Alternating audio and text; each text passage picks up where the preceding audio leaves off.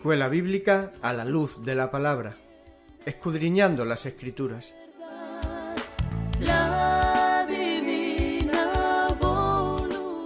Luz a las Naciones, canal cristiano de comunicación, presenta A la luz de la palabra.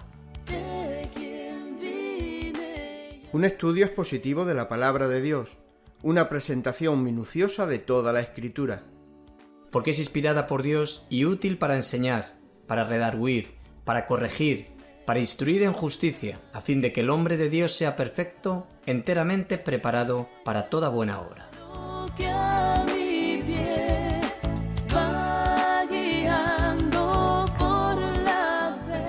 Escuela Bíblica a la luz de la palabra, edificando sobre la roca.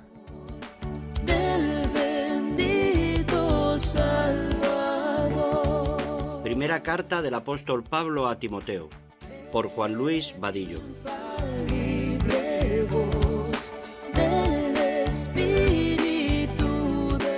Esto te escribo, aunque tengo la esperanza de ir pronto a verte, para que si tardo, sepas cómo debes conducirte en la casa de Dios, que es la iglesia del Dios viviente, columna y baluarte de la verdad. E indiscutiblemente, grande es el misterio de la piedad.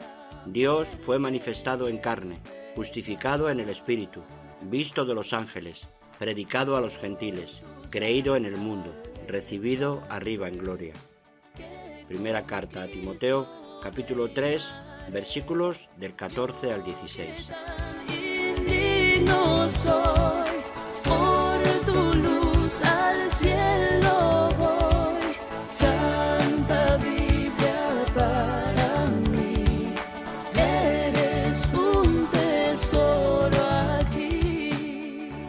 Estamos en la primera epístola pastoral, es la primera carta de Pablo a Timoteo, estamos en el capítulo número 5, donde lo hemos dividido en tres puntos importantes. Ya hemos visto dos de ellos y estamos en el último, y dando un breve repaso antes de ponernos en el punto que avanzaremos, tomando ese contexto del cual lo dejamos. Vimos en los dos primeros versículos que el apóstol Pablo enseña a Timoteo, quien está pastoreando la iglesia en Éfeso, que supiera cómo exhortar o cómo confrontar a hombres y mujeres mayores y a los jóvenes. Posteriormente vimos desde el versículo número 3 al versículo número 16 cómo poder exhortar o confrontar a las viudas, quienes en verdad lo eran, o sea, viudas bíblicamente que reunieran los requisitos que ya el apóstol Pablo nos enseñó. Y ahora estamos en este último punto, en este bloque del capítulo número 5, que está desde el versículo número 17 hasta el versículo número 25, donde ahora está tratando el asunto de cómo poder confrontar o exhortar a los ancianos que en verdad lo son, es decir, a quienes son pastores, ancianos, obispos bíblicos. Es lo que está tratando aquí ahora el apóstol Pablo.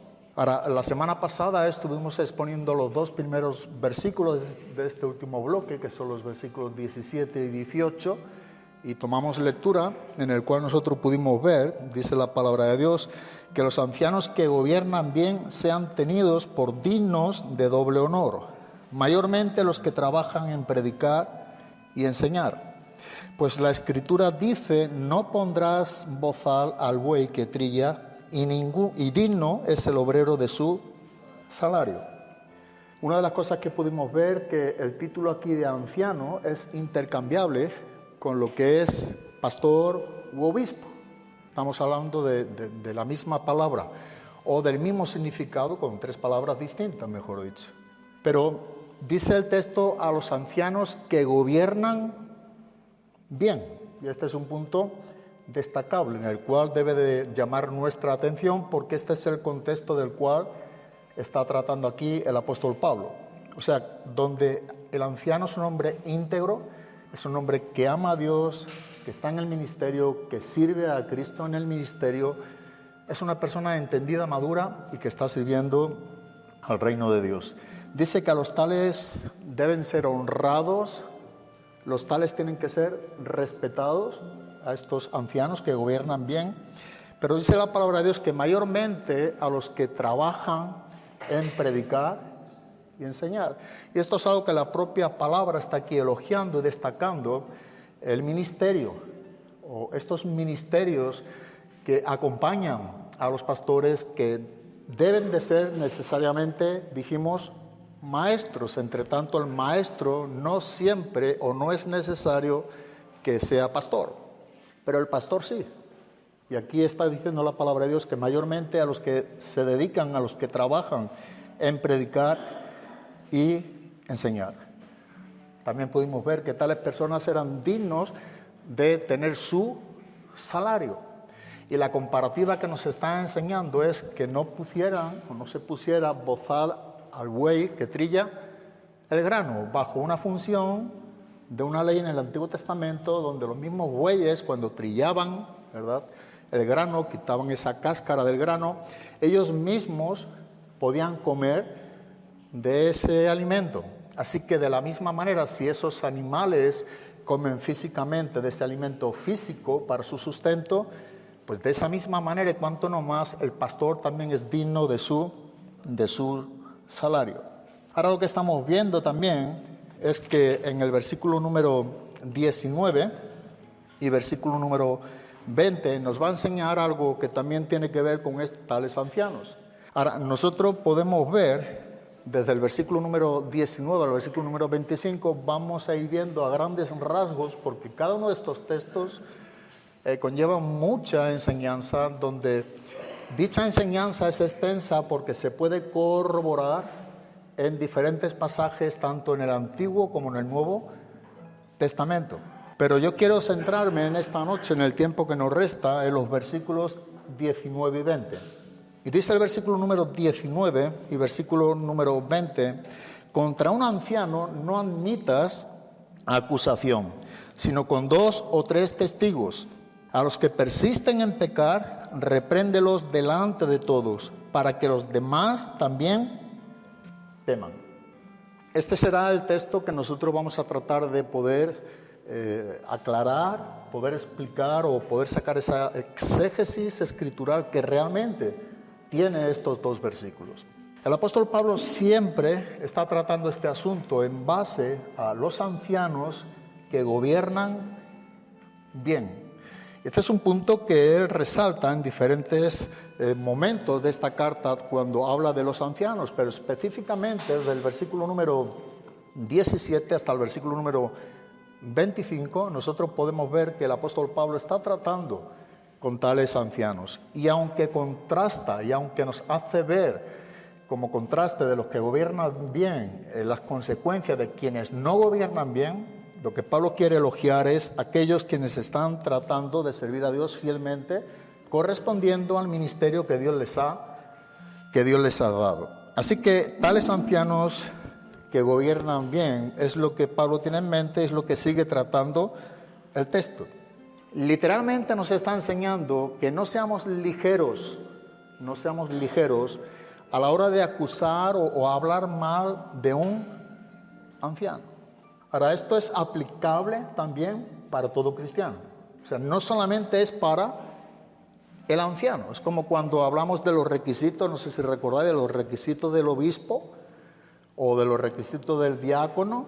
Esto no solamente es para el obispo, el diácono, sino que prácticamente casi todos, exceptuando un poco lo de la enseñanza, tiene que ver con requisitos para toda la iglesia.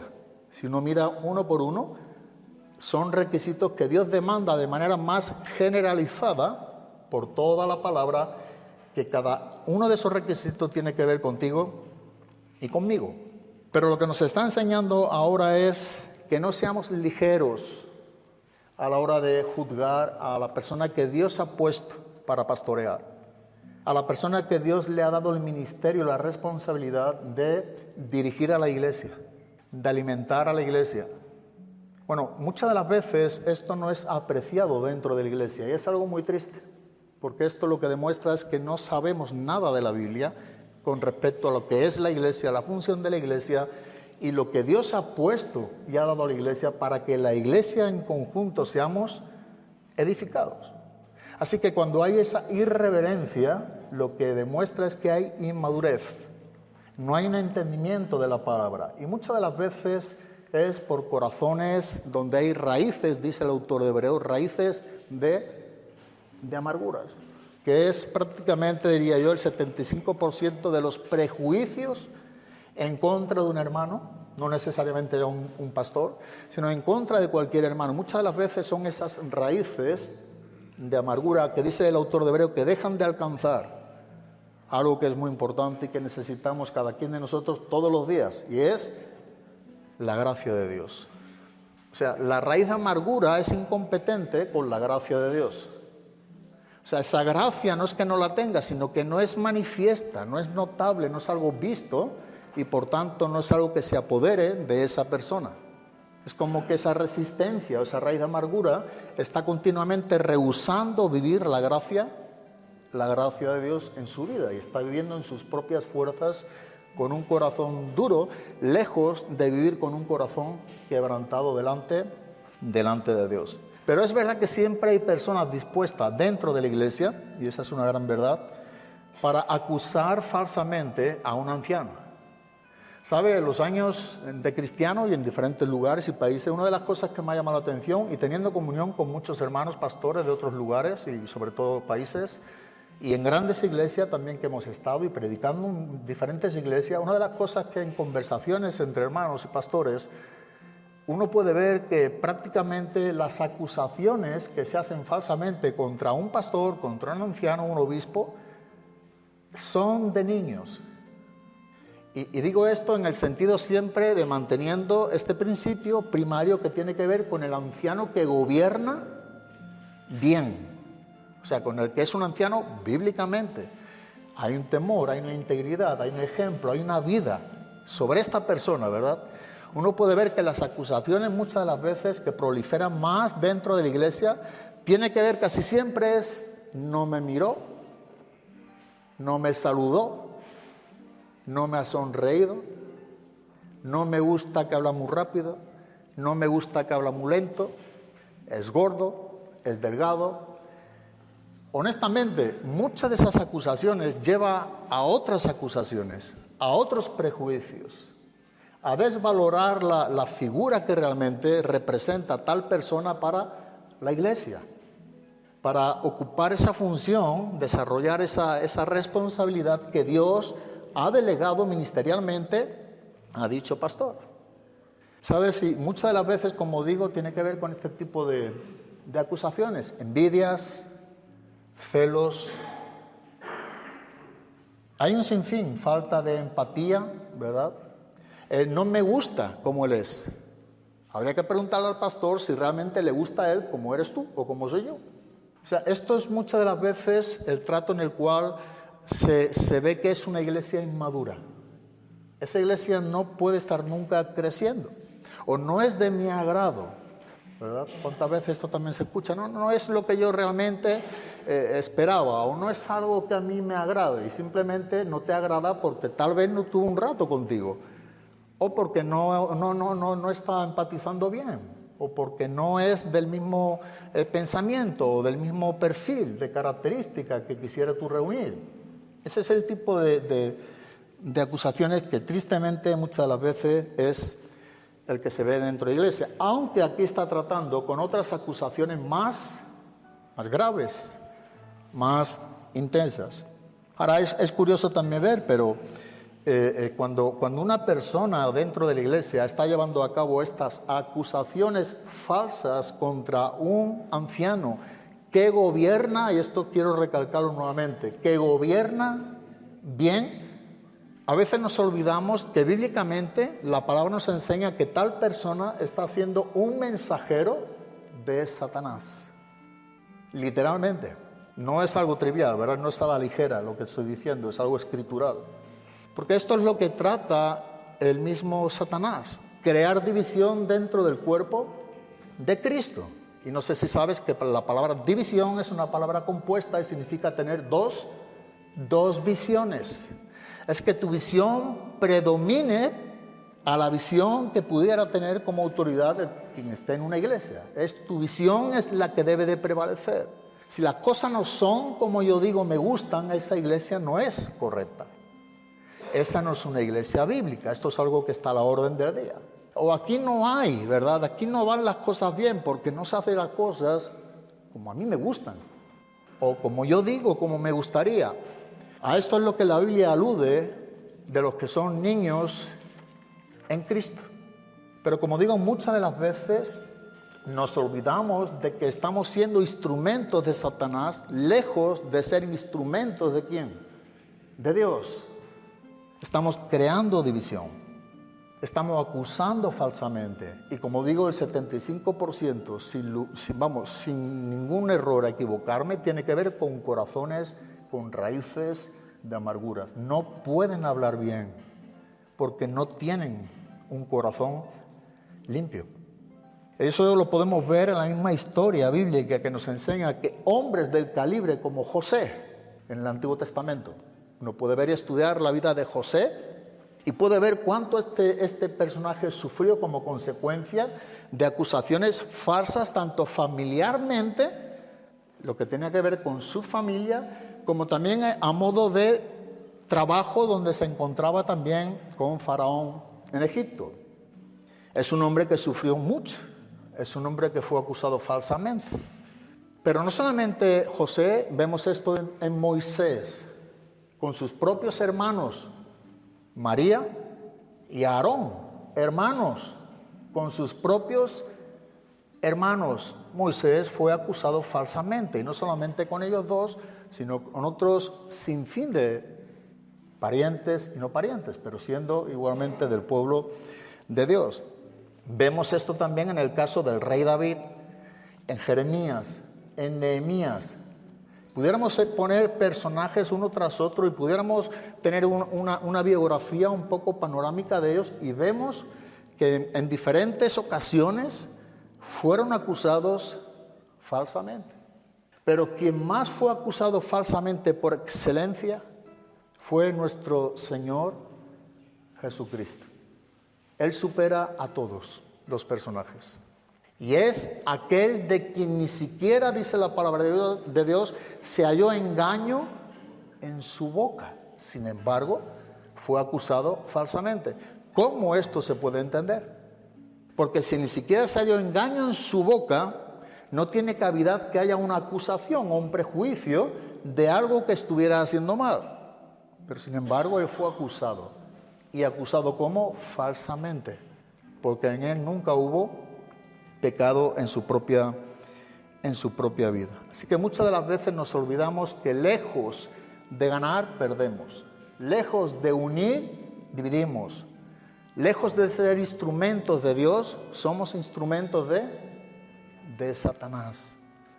Y la propia palabra nos enseña que esto es algo que va en el perfil de muchos dentro de la iglesia, y no son pocos. Y digo de la iglesia en general, porque muchas de las cosas que donde quiera que vayamos existen, porque Dios sigue tratando a un pueblo, Dios sigue trayendo la verdad al pueblo de Dios, y el pueblo de Dios que realmente se rinde, acepta esa verdad, es el pueblo que realmente crece delante de Dios. Pero la iglesia en general se encuentra en este punto. Y no sabemos a veces, aun teniendo el conocimiento de ello, pero teniendo este menosprecio, este olvido a veces, de que quien más se goza de este tipo de prejuicios, quien más saca ventaja o quien más pudiéramos decir que gana, es el mismo Satanás.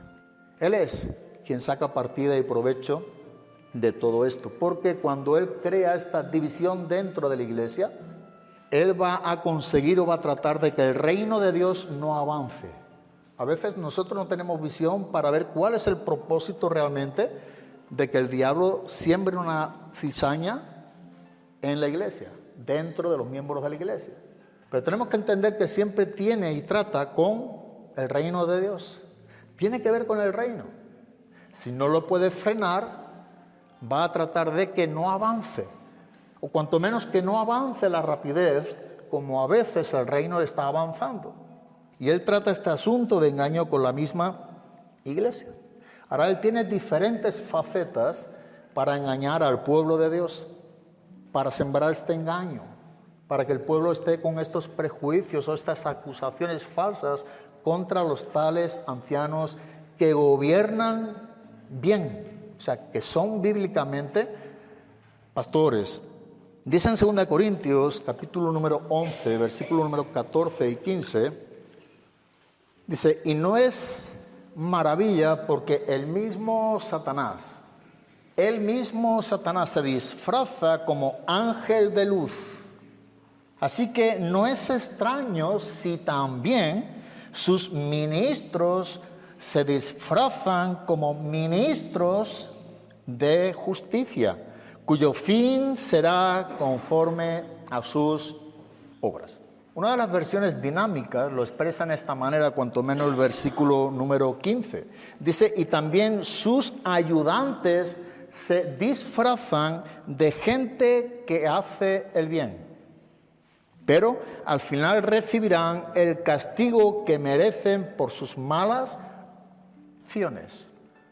Hay un engaño, hay un disfraz, hay una apariencia, hay un tratar, como bien podemos entender, de tirar la piedra y esconder la mano. Hay un acto de valentía, ¿verdad? Y hay un acto reservado de cobardía. Aparentemente se está haciendo lo justo, lo que nadie dice, lo que nadie hace. Esta es la valentía aparente, donde en verdad hay un acto de cobardía.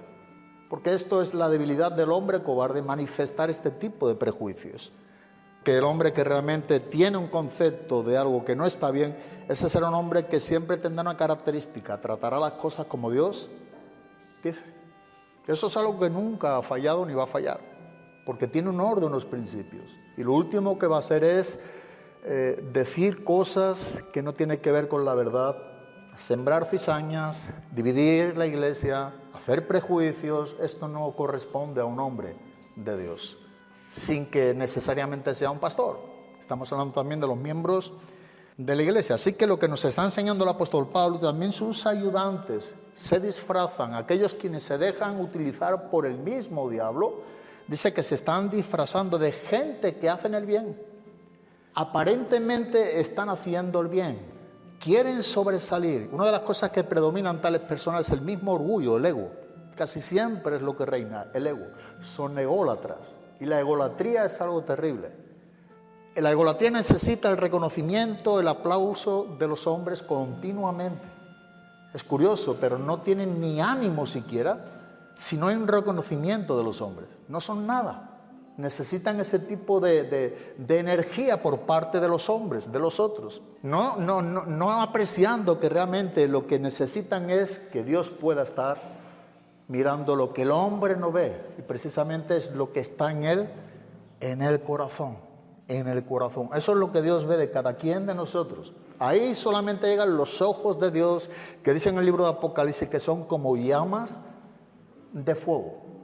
Esa es la enseñanza que nos da Apocalipsis capítulo número 1. El Cristo glorificado, y poniendo esta ilustración, sus ojos como llamas de fuego. Así que lo que nos está enseñando Pablo, dice que se disfraza como gente que hacen el bien, pero al final recibirán el castigo que merecen por sus malas acciones, porque está siendo utilizado, es un instrumento, en este caso de Satanás, no de Dios. Y esto por hacer prejuicios a cosas que no tienen que ver con la verdad. Y en este caso, en el contexto que estamos tratando, tiene que ver con el anciano que gobierna bien. Por eso es una gran verdad que tanto el anciano, como estamos viendo, pastor, obispo, que gobierna bien, es una amenaza para el reino de las tinieblas. Si hay un anciano que gobierna bien, que está reuniendo los requisitos de un anciano, que está viviendo en la manera en como Dios está enseñando, tal persona suele ser continuamente una amenaza para el reino de las tinieblas. ¿Te has preguntado alguna vez si tú realmente, o yo realmente, soy una amenaza para el reino de las tinieblas, o soy un aliado para el reino de las tinieblas? A veces somos aliados y no siendo conscientes, pero estamos siendo aliados con el mal. y no con el bien. Y una persona que gobierna bien, en este caso, un anciano, es alguien quien está teniendo amenazas serias sobre o contra el reino de las tinieblas. Y por ende también, como resultado de ello, esa persona es doblemente o más atacado que cualquiera que no está haciendo una amenaza para el reino de las tinieblas. O sea, muchas de las veces nosotros como cristianos nos quejamos porque somos atacados en adversidades, en hostilidades, en pruebas, en situaciones que hay en contra de nosotros que realmente no provienen de Dios. Es decir, algo que viene contra nosotros que el mismo enemigo trata de traer a nosotros. Por supuesto que dentro de la soberanía de Dios siempre habrá un cuidado, una tolerancia o una permisividad a que eso pueda o no pueda acontecer. Pero si tú y yo somos una amenaza para el reino de las tinieblas, tú y yo debemos contar con algo. Y Pablo lo enseña a Timoteo: el que quiera vivir piadosamente, dice que sufrirá persecuciones. Ese es un texto que avala lo que estamos diciendo. Ahora, tú no quieres sufrir persecuciones, es muy sencillo: no vivas piadosamente.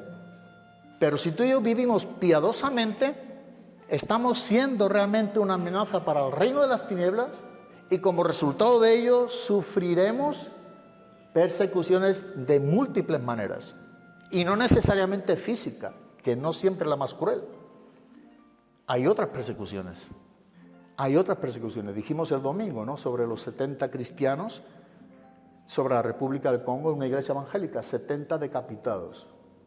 Y un sinfín de ellos que día a día están muriendo por la causa de Cristo. Están muriendo por la causa de Cristo. Y sabes, si lo están haciendo con gozo. Se cumple la palabra en ellos, como también debe de cumplirse en nosotros. Cuanto menos tenemos que tener esta disponibilidad, ¿verdad? Ser bienaventurados por la causa de Cristo. Cuando sufrimos o padecemos, o cuando dicen toda clase de mal contra nosotros mintiendo, dice que nos gocemos, que nos alegremos, porque no solamente así también lo hicieron con los antiguos, sino que también lo van a seguir haciendo con nosotros en la generación de la iglesia. Y porque nuestro galardón es grande, ¿en dónde? En los cielos, en los cielos, en los cielos. Ahí es grande nuestro galardón. Así que nosotros debemos ser una amenaza para el reino de las tinieblas y contar con esta tribulación, persecución, hostilidades. Lo que el apóstol Pablo, sin desviarnos del contexto inmediato que estamos tratando en este pasaje, el apóstol Pablo está aquí elogiando es un anciano que está gobernando bien. No debe ser acusado de algo que, si está gobernando bien, no puede ser un pecado. Es incompetente. Por eso el texto hay que resaltarlo. Si está gobernando bien, toda acusación que se está haciendo contra ese anciano, contra ese pastor, es acusaciones falsas. Y esto trae división. Esto debilita a la iglesia. Y esto es lo que Pablo dice que no se debe de hacer. Para tales personas, el apóstol Pablo, que está enseñándonos este principio, la propia Biblia en Antiguo y Nuevo Testamento tiene pasajes donde creo que es donde debemos de acudir, refugiarnos, ampararnos sobre qué es lo que realmente Dios dice, porque al fin y al cabo a nosotros debe de preocuparnos lo que Dios dice. Y en este caso, ¿qué es lo que le debe preocupar a un anciano que gobierne bien frente a las falsas acusaciones de otras personas, y en este caso aún inclusive hermanos, miembros de la iglesia? Busqué algunos versículos que nos enseñan en el Antiguo Testamento. Isaías capítulo 54, en el versículo número 14, debemos contar con la persecución, debemos contar con la tribulación, con los ataques del enemigo, porque este es el resultado de que tú y yo estamos siendo una amenaza para el reino de las tinieblas. ¿Cómo piensas tú que tú y yo podemos amenazar al reino de las tinieblas? Porque dice Pablo, escribiendo a los Efesios, que nuestra lucha o nuestra batalla, nuestra guerra no es contra carne y sangre. Nos habla de principados, nos habla de huestes de maldades, de regiones celestes. que es una gran realidad que nosotros no vemos, pero siendo combatidos con ellos o combatiendo contra ellos, nosotros no podemos hacerlo con armas físicas, porque las armas de nuestra milicia no son carnales, sino poderosas en Dios para destrucción de fortalezas. Así que, ¿cómo es que nosotros podemos y debemos ser una amenaza para el reino de las tinieblas? Y una de las que para mí predomina por encima de otras muchas que podemos encontrar es predicando el Evangelio, predicando la verdad. Si hay algo que puede dolerle más que esta verdad a Satanás, creo que no existe. No hay nada más que pudiera dolerle o ser un ataque, una amenaza al reino de las tinieblas que la misma predicación del reino de la luz. La predicación del Evangelio. Y una predicación del Evangelio donde tú y yo seamos hombres que estemos viviendo en esa integridad, en esa santidad. Estemos viviendo como la Biblia nos enseña. Porque si tú y yo no vivimos como la Biblia nos enseña, yo te puedo decir, y tú y yo sabemos, que tú no vas a predicar el Evangelio. No lo vas a hacer. Vas a esconderte de predicar el Evangelio. Aunque, sin embargo, algo curioso, hay personas que tienen con qué, que aunque estén mal, se justifican tratando de testificar. Pero están mal. O sea, ya hay un corazón insensible sin temor. Y tratan o piensan, autoengañándose, que dando testimonio o hablando tiene que ver con algo con Dios, y casi siempre son causas o motivos personales. Es por ellos mismos, nada más. Digamos que estos son los típicos que después todo el mundo se enteró que predicó el Evangelio, por ejemplo. No, Dios ve la verdad en lo íntimo. Dice que Dios ama la verdad en lo íntimo, y en lo secreto, decía David, me has hecho comprender sabiduría.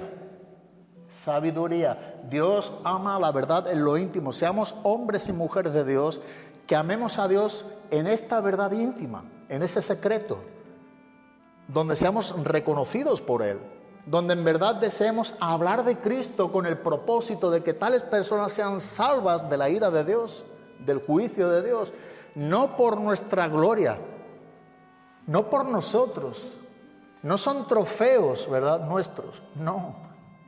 Es un deber que tú y yo tenemos como cristianos. Predicar el Evangelio no solamente es un imperativo, sino el tiempo del verbo es un tiempo presente continuo. Predicar el Evangelio, hacerlo como Dios nos enseña en todo tiempo y en todo momento. Ese es el ataque más grande que tú y yo podemos y debemos tener contra las huestes de maldades, contra el reino de las tinieblas. Dice en Efesios capítulo 6, versículo número 16, cuando tú y yo somos una amenaza para ese reino de las tinieblas, vamos a tener ataques. Pero frente a esos ataques, dice la palabra de Dios, sobre todo, tomad el escudo. ¿De qué? Dice que es el escudo de la fe, con que podáis apagar todos los dardos. No son pocos, son todos los dardos del fuego del maligno. Es ese escudo de la fe.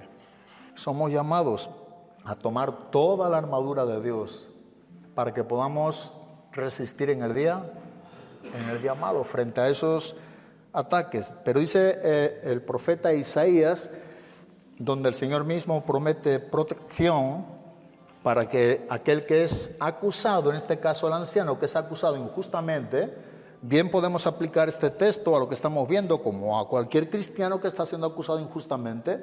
Pero dice el libro del profeta Isaías, si alguno conspirare contra ti, lo hará sin mí. ¿Has pensado en este texto?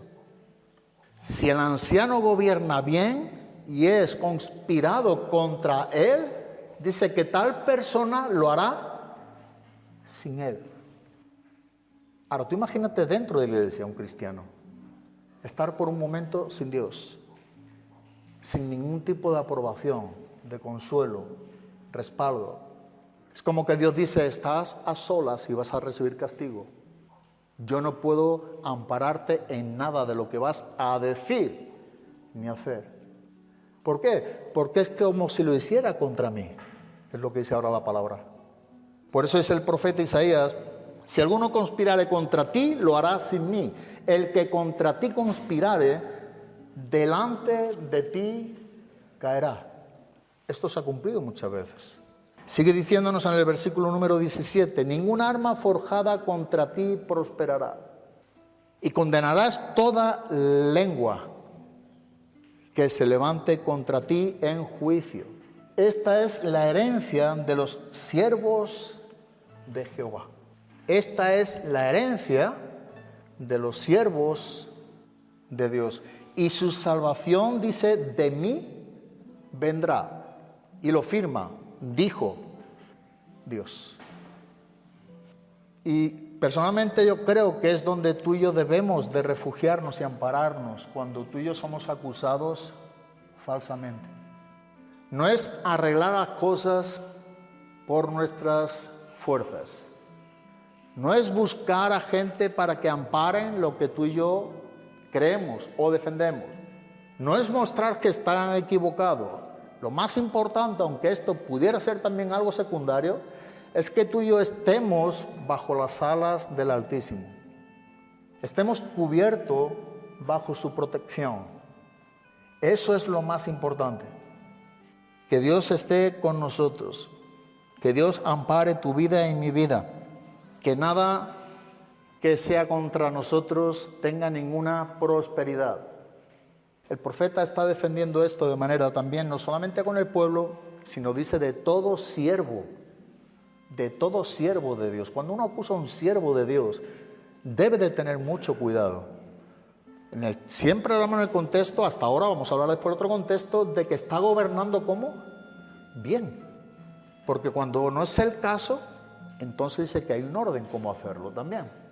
Pero lo que nos está diciendo aquí, si tal persona gobierna bien, si una persona está viviendo como enseña la palabra, está ministrando como Dios demanda, correspondiendo a la responsabilidad de lo que Dios ha delegado en su vida ministerialmente, una acusación sobre tales personas puede ser algo peligroso para tu vida o la mía.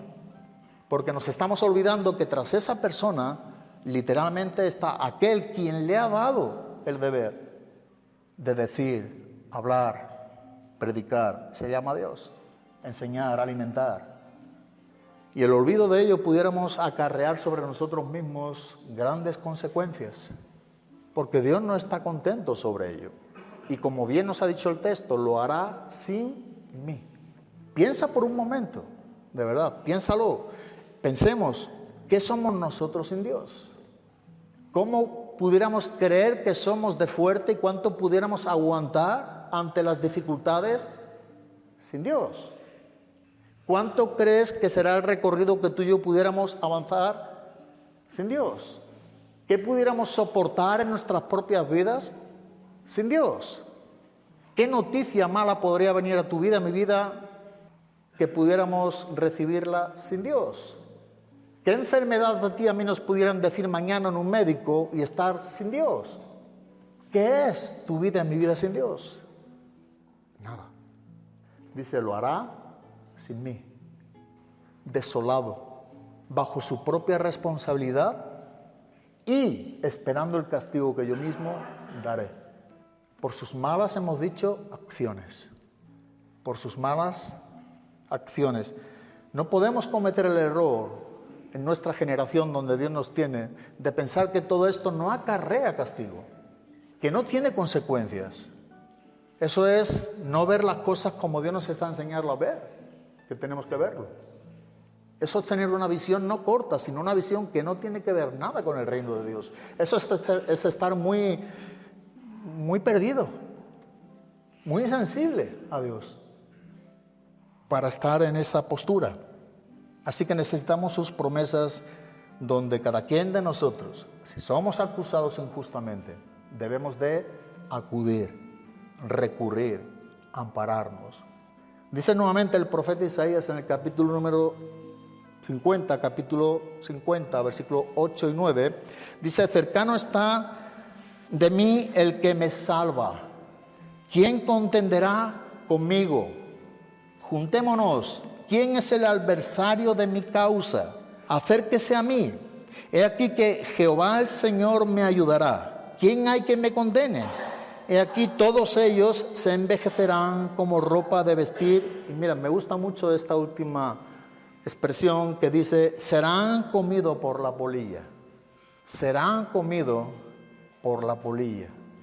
¿Qué pudiéramos nosotros emprender o vivir mañana sin Dios? Y cuando digo sin Dios, sin su aprobación. ¿Qué pudiéramos nosotros enfrentar sin Él? Esto debe darnos temor realmente. Y un temor que cambie y transforme nuestra manera de pensar para que posteriormente así también esté cambiando nuestra manera de vivir. ¿Qué pudiéramos hacer sin Él? El salmista decía que fuera de ti nada deseo, absolutamente nada deseo en la tierra. Mi carne y mi corazón desfallecen. Él habla, la porción de su vida era solamente ¿quién? Dios. Y yo creo que esto es algo que debemos de anhelar y crecer en este anhelo.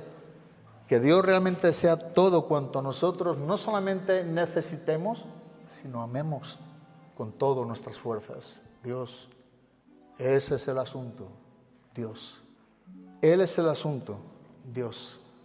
Serán comidos, dice, por la polilla. Y esto habla de diferentes maneras como una persona puede ser comido por la polilla. Pero si te das cuenta, todo tiene que ver con un hablar, con un prejuicio, con una lengua, con una acusación falsa. Una acusación falsa contra un anciano que gobierna bien es delicado. Porque debemos ver a tales personas como lo que la Biblia dice que son. Y es lo que dice, hombres de Dios. Como también tú siendo cristiano o cristiana, también eres un hombre o una mujer de Dios. Eso es lo que somos llamados a ser los cristianos, hombres de Dios. Es lo que Pablo enseñará en el capítulo número 6, versículo número 11 al 14. Esas características que realmente tienen los hombres de Dios y que hemos hablado aquí en diferentes clases. Cómo ha de vivir, las marcas de un verdadero hombre de Dios. Dice que es un hombre que huye, recordamos la palabra peujo en el griego, huye. Tú pues, habla al hombre de Dios, huye de estas cosas. Pablo dijo a Timoteo, huye de las pasiones juveniles, huye de la idolatría, huye, un hombre de Dios, un siervo de Dios. Porque la palabra huir en el griego, la palabra peujo, significa que es un hombre fugitivo. Esta es la palabra, es un fugitivo. Es un hombre que está siendo un fugitivo porque tiene temor de un animal felino o un peligro de muerte que acecha su vida para matarle. Eso es lo que significa, ilustra esa palabra en el griego. Y es bajo este principio que Pablo dice con esas fuerzas, huye, tú, oh hombre de Dios, huye. Huye porque el pecado te va a matar. Huye. Y así es como debemos de huir. Huyendo del pecado y posteriormente, pero sigue la justicia, la fe, la paz y el amor que con los de corazón limpio invocan al Señor. Huye de lo que debes de huir, pero sigue a los que debes de seguir. A los que de corazón limpio invocan al Señor. A hermanos y hermanas que realmente amen a Dios, a la iglesia de Cristo. Ahí es nuestro lugar donde debemos de estar. Y ahí solamente se está cuando huimos del pecado. Así que lo que nos está enseñando el apóstol Pablo es algo muy importante con respecto al anciano que gobierna bien. Sin embargo, no por ello, por lo que estamos viendo y ampara la propia Biblia, avala este hombre con dicho ministerio, al anciano que gobierna bien.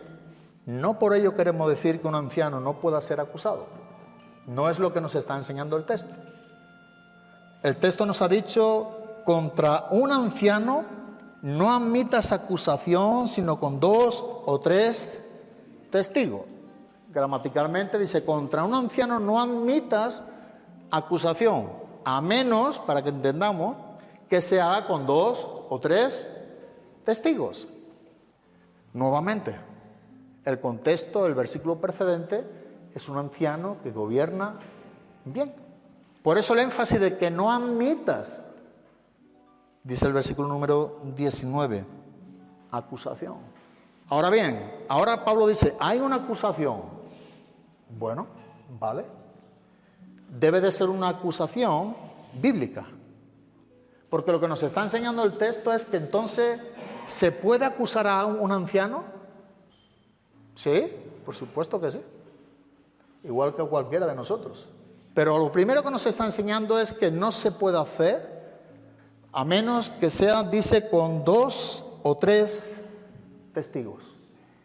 Es curioso, pero es lo que nos está enseñando la palabra de Dios. Ahora, si tú ves, aquí el apóstol Pablo se acoge a un texto de Deuteronomio, capítulo 19, versículo número 15. Él está usando un texto que va en sintonía con lo que nos está enseñando, en este caso, escribiendo a Timoteo, de Deuteronomio, capítulo 19, versículo número 15. ¿Qué nos enseña este texto? Dice, no se tomará en cuenta a un solo testigo contra ninguno en cualquier delito ni en cualquier pecado, en relación con cualquiera ofensa cometida, solo por el testimonio de 2 o 3 testigos se mantendrá la acusación. Este mismo principio, si recordamos bien, es el que enseñó nuestro Señor Jesucristo en Mateo capítulo número 18. Dentro de lo que es el contexto de la disciplina dentro de la iglesia. Mateo 18, 16 dice, mas si no te oyere, toma aún contigo a 1 o a 2, para que en boca de 2 o 3 testigos conste toda palabra. No, esto es doctrina, esto es enseñanza, estos son principios bíblicos. Y esto es lo que Pablo está enseñando a Timoteo.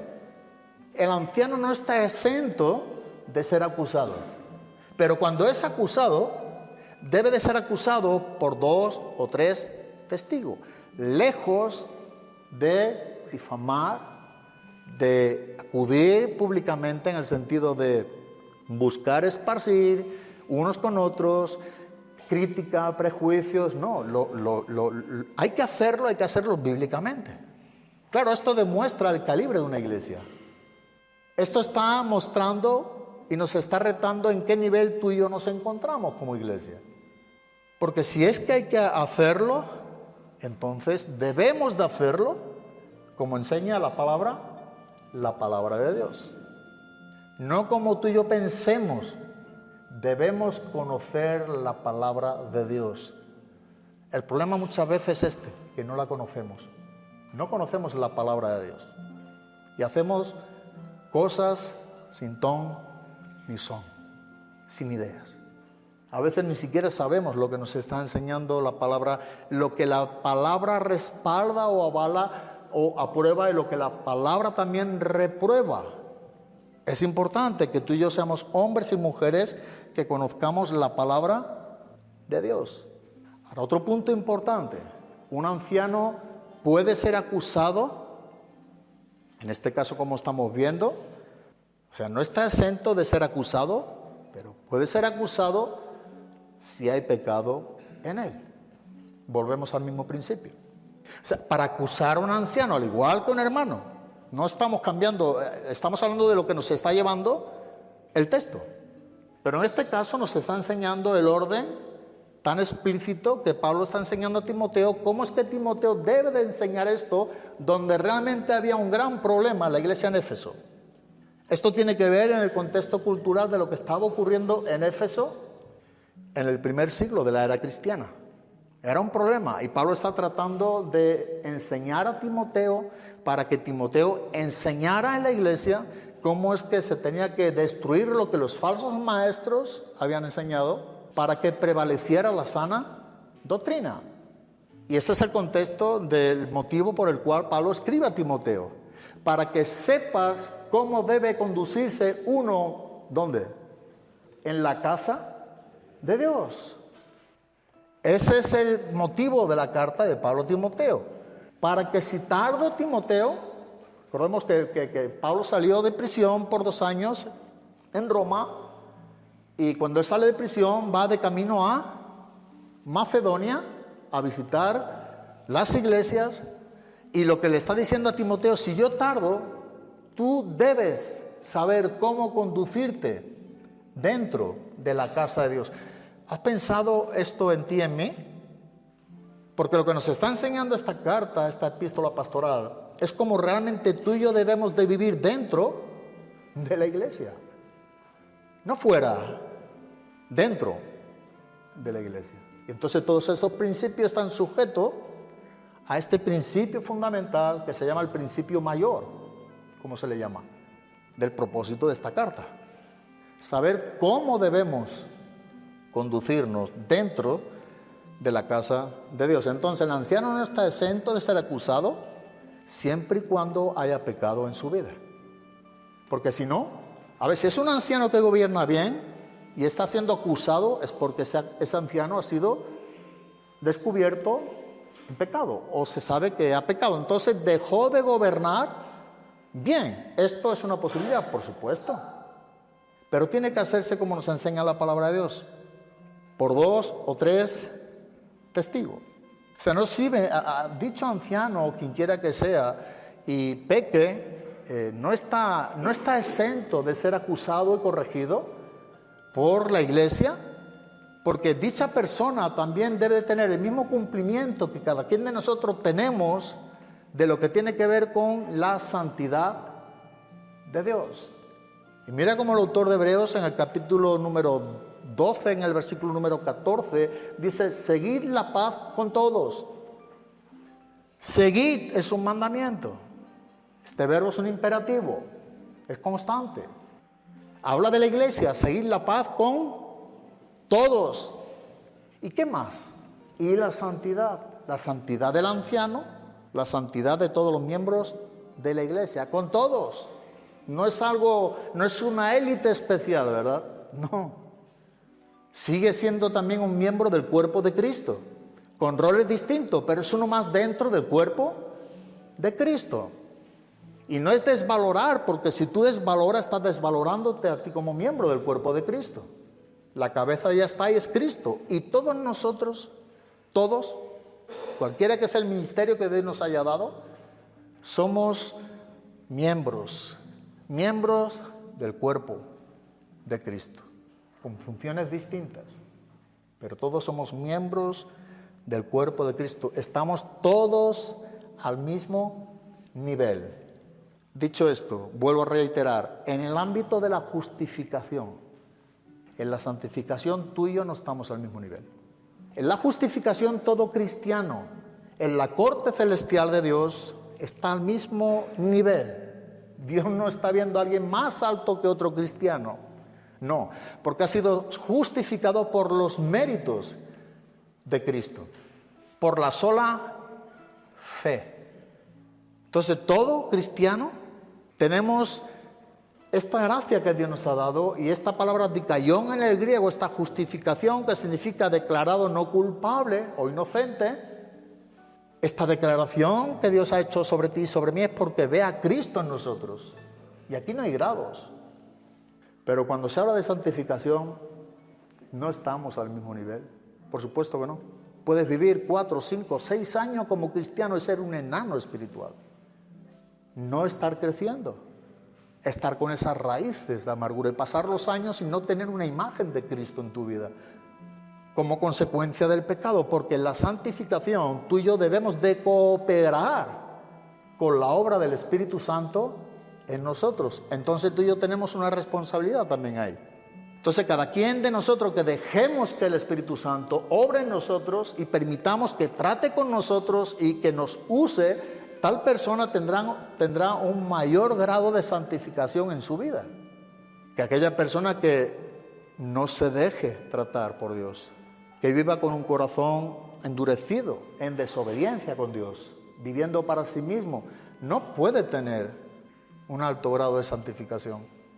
Eso es algo que la Biblia nos enseña de manera categórica.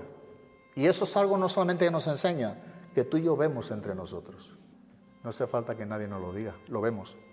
Porque el hombre que está siendo santificado es una vida que está en esa transformación más a la imagen de Cristo. Ese periodo de la santificación es un continuo procesar de Dios, Espíritu Santo, sobre ti y sobre mí, entre tantos estemos en esta tierra. Estamos siendo santificados. Ese es el procesar de la santificación. Somos santos, declarados inocentes, justificados delante de Dios en Cristo, pero estamos siendo santificados hasta el día de la glorificación. Eso es algo permanente. Y debemos de tener muy presente eso en nosotros, porque eso debe de animarnos a estar muy pendientes de lo que tú y yo hacemos, decimos, pensamos. Dios es el asunto otra vez. Dios es el asunto, no somos nosotros, es Dios mismo. Entonces, la Biblia nos está enseñando algo para todos, para el anciano, para el miembro de la iglesia, seguir la paz con todos y la santidad sin la cual nadie verá al Señor. Es un texto muy importante. Pasamos al versículo número 20 y ahora nos enseña: a los que persisten en pecar, repréndelos delante de todos para que los demás también teman. Ahora Pablo está tratando el asunto, si tú y yo vemos el texto, el versículo número 20, de un anciano que ha caído en pecado. Este es el panorama que Pablo nos presentaron en el versículo número 20. Entre tanto, hemos visto en el versículo número 19 que un anciano que está gobernando bien, no permitas ninguna acusación. Y si lo vas a hacer, que sea 2, 3 testigos. Y por supuesto porque cayó, que es lo que ahora Pablo trata en el versículo número 20. Y ahora Pablo tratando con lo que es un anciano que ha caído en pecado, pero nota lo que el texto dice. Dicho anciano, lejos de arrepentirse, persiste en pecar. Eso es lo que nos enseña el texto. Vuelvo a repetir. Un anciano que lejos de arrepentirse, persiste en pecar. Eso es lo que nos está enseñando el texto. A los que persisten en pecar, repréndelos delante de todos para que los demás también teman. Pero es curioso, a los que persisten, esta forma verbal está hablando de una continuidad presente. A los que continúan, a los que están continuando pecando sin arrepentimiento, es lo que dice el texto. A los que persisten, a los que están persistiendo en pecar. Esa es la idea de este verbo en el griego, de continuidad. No hay arrepentimiento. Lo que está en el corazón es persistir en pecar. Entonces Pablo está tratando este punto. Así que esto se traduce, este verbo en el griego, como aquellos que persisten en pecar, pero que continúan pecando. Están continuando pecando, siguen pecando, no dejan de pecar.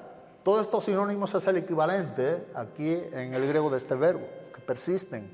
Esto es la continuidad que nos está enseñando el texto. Ahora, contra los ancianos no se debe recibir acusaciones sin base. Para que entendamos, sin una evidencia, sin pruebas. Eso es lo que nos dice el texto. Hay que tener una prueba, hay que tener una base, una evidencia. O sea, hay que ver que realmente pecó. Y ahora hay que buscar cómo vamos a acusarle, ¿no? Es lo que en cierta manera nos está enseñando el texto.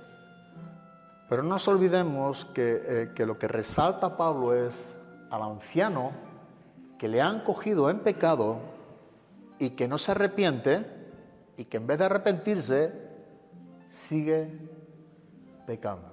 Ese es el contexto de este texto. Sigue pecando deliberadamente. Y aunque tristemente uno pudiera decir, ¿cómo es posible? La historia de la iglesia nos enseña que es posible. Tristemente es posible. No es la norma que rige, ¿verdad? Pero sí que es posible. Es posible. ¿Y cómo entonces persiste en pecar? ¿Qué es lo que es persistir en pecar? Bueno, es no arrepentirse de lo que es el pecado. ¿Y cuál es el pecado? Cualquier quebrantamiento tocante a un anciano, cualquier quebrantamiento de aquellas características o requisitos que debe de reunir un anciano para llevar a cabo el ministerio. Estudiamos en 1 Timoteo capítulo 3, versículo del 2 al 7. Cualquiera de esos requisitos que son quebrantados, ya es un pecado para ese anciano, y ahora lo que ha cometido es un pecado, pero él persiste, él sigue pecando, aun cuando es llamado al arrepentimiento, no solamente por Dios, el Espíritu Santo en su vida, sino que la propia iglesia está demandando que se arrepienta, porque hay una acusación, hay 2 o 3 testigos, pero él persiste en pecar. Esa es la condición que se encuentra. Otra de las cosas que este texto alude, si tú y yo lo miramos bien, es que tal persona ya fue advertido. Cuando una persona persiste, aquí está hablando que persiste en pecar, nos está hablando de que ya fue advertido. Entonces eso es algo peor, porque hay una advertencia. Y en esa advertencia ha habido lo que es la confrontación de la palabra de Dios contra ese pecado específico. Pero persiste en pecar. Otra de las cosas que el texto hace alusión, y yo creo que también es algo curioso, cuando vemos, preguntamos al texto, meditamos, y creo que es importante preguntar al texto, vemos que hace caso omiso. Una persona que persiste en pecar no solamente ha sido advertido, sino que también está haciendo caso omiso, omitiendo la advertencia. Eso también es algo que podemos ver en el texto. Y mire lo que Pablo dice: a los tales, o repréndelos delante de todos. Es lo que Pablo dice a tales ancianos, en el versículo número 20, a los que persisten en pecar, repréndelos, dice, pero repréndelos delante de todos. Y aquí reprender, este verbo en el griego, la palabra elencho, tiene que ver con una reprensión que por implicación es reprobar, es corregir, es convencer, pero es avergonzar, es exponer. Es una reprensión donde hay una convicción y a la misma vez una vergüenza del pecado en el cual él, siendo advertido, haciendo caso omiso, ha persistido en pecar. Ha persistido, aun siendo advertido, sigue continuando en su manera de vivir. Vuelvo a reiterar, no solamente es para el anciano, es para ti y para mí, para todo cristiano. Si Dios habla a tu vida o a mi vida, si Dios nos enseña que tú y yo estamos pecando en cualquier pecado que pudiéramos estar cometiendo, y está tratando con nosotros para que dejemos de hacerlo, nos arrepintamos y nos pongamos a cuenta con Él. Si tú y yo, sabiendo de todo esto, nosotros hacemos caso omiso, o sea, lejos de obedecer, desobedecemos, ¿sabe cuáles son las consecuencias? Endurecimiento, dice Hebreo, del corazón. Ese es el corazón que se va endureciendo, pierde la visión de Dios, la sensibilidad, el amor a los hermanos, la integridad. Todo eso son resultados de un corazón que se está endureciendo. Y de hecho ese síntoma, cuando tú y yo lo vemos en un hermano, una persona que realmente está mostrando, es dureza siempre de corazón, siendo rebelde a la voz de Dios. Y lo que nos enseña también el autor de Hebreos es que si tú oyeres hoy la voz de Dios, no endurezcas, ¿el qué? El corazón. O sea, la voz de Dios es aquello que debe de quebrantar la dureza de nuestros corazones. La voz de Dios, como la palabra de Dios, es el martillo que debe de romper esa piedra. Es el fuego que debe de consumir nuestro pecado. La voz de Dios. La voz de Dios en las Escrituras. La palabra de Dios. Entonces lo que nos dice ahora para acabar con esto es, dice, ¿delante de quién? De todos. No es a sola ya. Recordemos, ha sido advertido, ha hecho caso omiso y está persistiendo en la misma conducta pecaminosa. Entonces Pablo dice, debe de ser corregido delante de todos. A los que persisten en pecar, repréndelos delante de todos. Ahora, aquí hay algunos quienes enseñan, creen, y tiene cavidad, pero en el contexto yo no lo veo personalmente, que aquí, y algunos lo tratan y lo hacen de manera de como digo, en sus iglesias, delante de todos, es que lo lleva con los ancianos aparte y solamente lo reprende delante de los ancianos. Personalmente, y otros muchos cristianos, no creemos que se refiere a eso. También se refiere a eso, es, por supuesto, creo que es el primer punto. Pero la reprensión realmente también debe de ser delante de los ancianos y delante de la congregación. ¿Por qué? Porque él ha estado persistiendo en un pecado notable, visto, manifiesto. Ha sido advertido y ha continuado viviendo su vida ministerial, haciendo caso omiso y perjudicando ¿a quién? A la iglesia. Y Dios trata severamente todo esto. Cuando se trata de su iglesia, donde Él ha dado su vida y su sangre para comprarla, no puede ser algo liviano para Dios.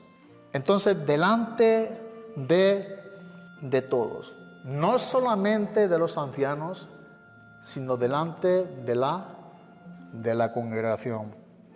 Ese es un cristiano que ha pecado, que rehúsa arrepentirse, digamos, que no tiene lugar donde esconderse. No tiene lugar donde esconderse. ¿Y por qué? Por esta razón.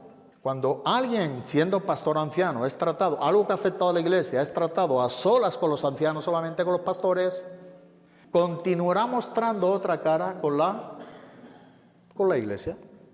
No es lo que nosotros vemos en la Biblia. Hablamos de cuando ha sido algo que ha afectado a la iglesia, por supuesto sería un pecado que afectó a la iglesia. Porque habla de ser arrepentido delante de todos, porque ha persistido en pecado cuando ha habido una advertencia, ha habido un caso omiso, ha habido algo notorio, ha estado ministrando de manera notoria delante de la iglesia, estando en pecado. Y entonces la iglesia debe de saber, no solamente en qué pecó, sino que debe de saber cómo ha sido reprendido delante de todos. Pero mira este último detalle, que también nos está enseñando el texto, para que los demás también teman. Eso es como acaba el texto. Para que los demás también teman. Ahora es importante saber que lo que estamos viendo aquí de esta reprensión en público, sin lugar a duda, es para traer temor al pecado. Una reprensión en público, imagínate un anciano, un pastor aquí en público ha pecado en la iglesia, es un pecado que afecta a toda la iglesia y tiene que pedir perdón, reconocer y ser reprendido en público como algo que él ha hecho mal. No solo contra Dios, sino contra la propia iglesia. Ha sido algo que ha afectado a toda la iglesia y por tanto debe de ser también reprendido en público. Pero lo que el texto nos está enseñando para que los demás también teman. Se trae temor en esa reprensión en público, pero yo busqué esta palabra, los demás, y viene una palabra griega que es loipos, y significa categoría. ¿Sabes? Pensando, estudiando este texto, dice, para que los demás también teman. El texto dice lo siguiente, para que los demás, o sea, para que los de la misma categoría también teman. Ahora bien, para que los otros ancianos, ahora sí, para que los otros pastores, para los otros obispos puedan temer y ver que ellos pudieran estar en la misma situación y no hacer lo que tal persona estuvo persistiendo haciendo sin arrepentimiento. Eso es lo que dice aquí la palabra. Esto es lo que nos enseña aquí la palabra en el griego loipos, la misma categoría. Y esto me hizo pensar en este punto. Ancianos, ¿por qué? Porque el anciano está siendo reprendido y cuando es los de la misma categoría, habla los del mismo ministerio, los que están al mismo nivel ministerial, para que ellos puedan temer, puedan traer temor a sus corazones, los demás ancianos. Eso solo es pecado de un hombre en función con lo que esté llevando a cabo de un ministerio, un liderazgo. Esos son pecados serios. Y yo me atrevería a decir más serios, no porque sea pecado más grande o menos grande, pero sí puedo decirte que en Santiago capítulo 3, versículo número 1, ¿qué nos enseña Santiago? Así que hermanos míos, no os hagáis maestros muchos de vosotros. ¿Pero por qué? ¿Por qué dice Santiago que no os hicierais maestros, ancianos, pastores, muchos de vosotros? Sabiendo, ¿no?, que recibiréis más severo. Es más serio. ¿Por qué? Porque recibiremos mayor condenación. Por saber más y enseñar más, también está expuesto a que tu pecado sea más juzgado que el pecado de aquel quien no tuvo tanto conocimiento. Ser juzgado más severamente. Y eso es lo que nosotros vemos aquí en esta reprensión pública. Porque la reprensión pública también es una gran verdad que trae a la congregación una enseñanza. Cuando el anciano, en este caso que estamos tratando con este asunto, está siendo, como dice el versículo, está siendo reprendido públicamente, lo que está enseñando también en esa reprensión es que no se puede persistir, no se puede continuar en esa manera pecaminosa, cualquiera que sea nuestro estado ministerial, porque tiene un fin, porque Dios saca la luz, porque Dios corrige. Y muchos frentes que pudiéramos hablar, porque Dios es un Dios de luz. Y Él todas las cosas las saca, dice, al descubierto. Eso es lo que también podemos ver. Entonces ese liderazgo no puede continuar en pecado. No es apto para el ministerio. Y quiero acabar con un punto que a veces también no se menciona mucho, sobre todo porque es muy tolerante cuando un pastor, en este caso tenemos que hablar ahora de este punto, ha caído en pecado. Ahora, ¿qué ocurre? ¿Que dicho pastor no puede ser perdonado? Si se arrepiente, por supuesto. Sí. Si ese pastor se arrepiente, es corregido en público, ese pastor se arrepiente delante de Dios y pide perdón a la congregación, y en un tiempo prudencial, esa persona puede ser restaurada. Sí. Y pudiera ocupar el ministerio, y ahora te digo, dependiendo del pecado que haya cometido. Tristemente, hoy por hoy, hay pastores que caen en adulterio. Hay pastores que caen en pecados sexuales.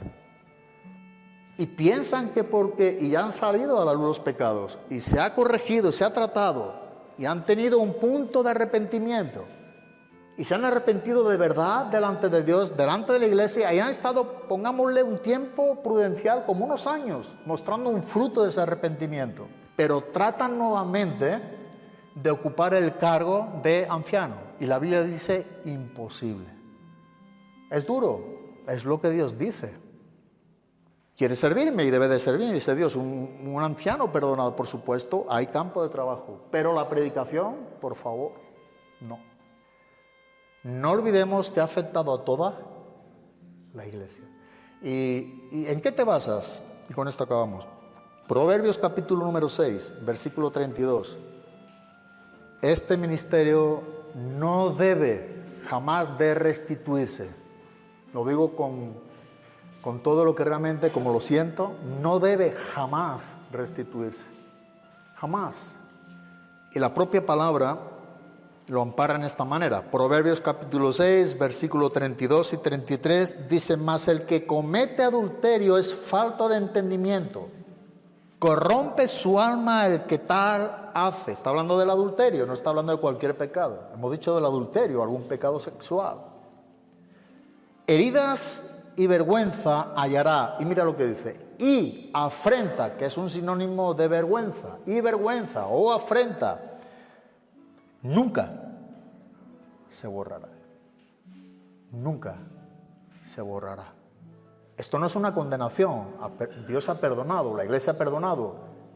Pero ese pecado, esa afrenta, acarrea esa vergüenza tocante a un modo ministerial de seguir pastoreando, de seguir predicando, de seguir siendo un anciano. Nada de eso es restituible cuando el pecado ha sido por un pecado de adulterio. Nada de eso. Dice la Nueva Traducción Viviente, al final del versículo número 33 de Proverbios capítulo número 6, dice que su vergüenza no se borrará jamás. Nunca, jamás. Busca todas las versiones que quiere, te va a encontrar algo totalitario. Nunca, jamás, imposible. Pero en el contexto del que cometió adulterio. He visto y he sabido, ¿no?, en muchas iglesias que ha habido escándalos del pastor con pecados de adulterio, con la secretaria, con otra chica, con una joven, pedir perdón, divorciarse, volver al ministerio. Todo eso es algo tan terrible, tan insalubre para la iglesia. Es tomar el nombre de Dios tan a la ligera. Y Dios es un Dios bueno y perdonador, lo vemos en nuestras propias vidas, nada más que tenemos que vernos a nosotros mismos. Pero hay cosas que aun cuando Dios las perdona, tiene sus consecuencias. No a modo de condenación, pero sí a modo de vivencia tocante al ministerio. Y es mejor que lo veamos en esta manera Porque hay dos maneras nada más, que verlo de la otra manera. ¿No? Se arrepintió. Es un hombre que ha hecho tanto, tuvo una capacidad, Dios le bendijo, Dios hizo, y eso es correcto, pero Dios hizo todo lo que pudo hacer y seguirá haciendo en él. Pero en un púlpito, un pastoreo, jamás. Se tiene que dedicar a otra cosa, porque así de seria es la palabra de Dios. Y que Dios nos ayude a ver las cosas en esta manera. Y que no nos esté borrando la visión el mismo mundo evangélico. Amén. Te damos gracias, Padre, por ser un Dios fiel, un Dios bueno, un Dios que cumple tus promesas, un Dios perdonador, misericordioso, pero también a la misma vez un Dios santo, un Dios infinitamente santo.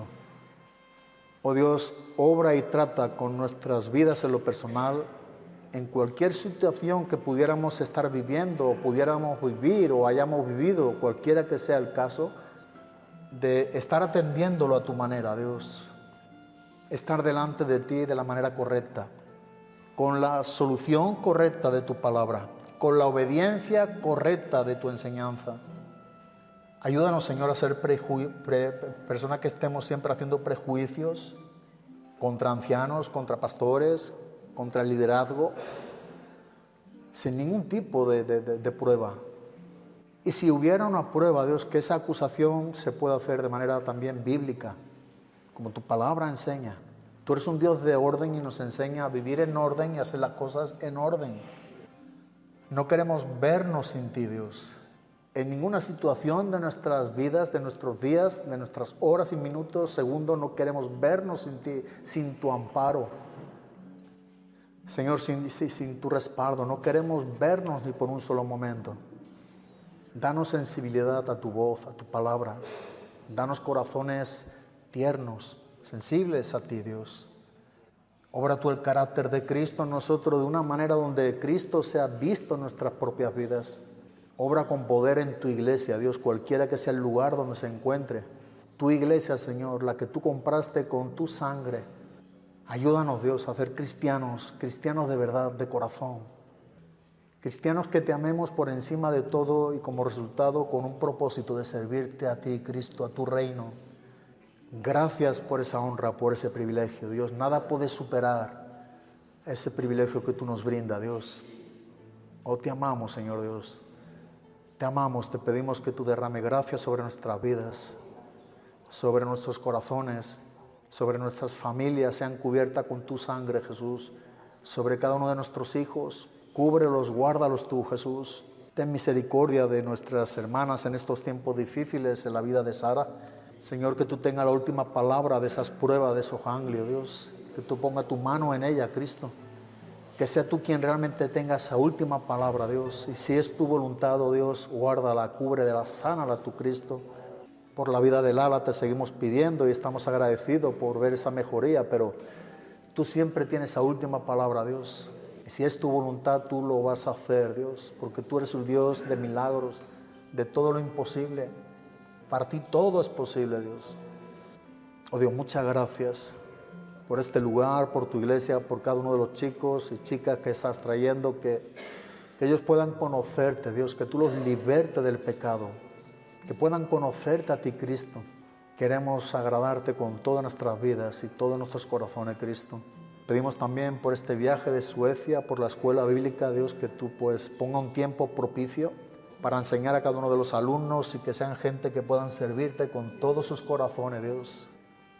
Que puedan no solamente aprender de ti y profundizar en tu palabra, sino vivir, practicar tu palabra, que es lo que tú demandas en ella, Dios. Gracias, Padre. Gracias, bendito Cristo. A ti sea la gloria, a ti sea la honra, Dios. En el nombre de Cristo Jesús. Amén, Señor, amén.